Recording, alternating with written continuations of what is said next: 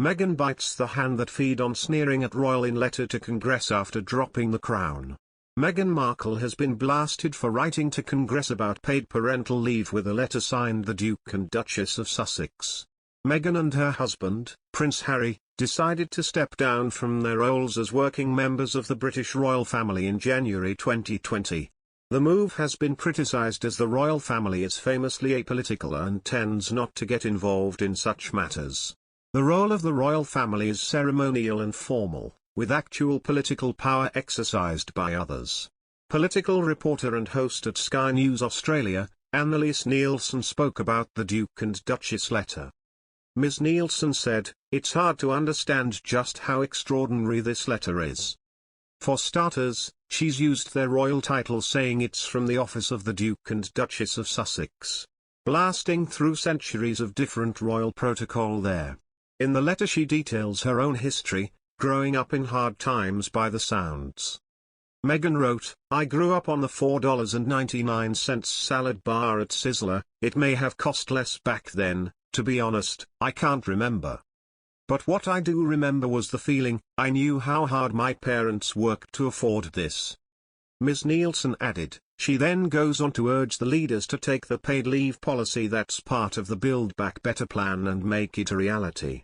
She's saying it's a national right rather than a patchwork option limited to those whose employers have policies in place. There she is saying she wants to encourage that to be accessible and encouraged without stigma or penalty. And finally, she signs off on behalf of her family, Archie and Lily put first before husband Prince Harry, and she says thank you for considering this letter, and on behalf of all families I ask you to ensure this consequential moment is not lost. Prince Harry and Meghan were allowed to keep, but no longer use their HRH titles after they stepped down as working royals. They also declared they would become financially independent, meaning they would no longer be paid under the sovereign grant, which is taxpayer-funded. The couple also no longer formally represent the Queen, but are widely associated with the royal family.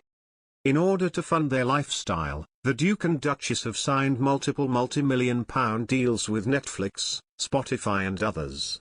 The Duke and Duchess of Sussex have so far only announced 2 projects under their multi-million-dollar deal with the streaming giant.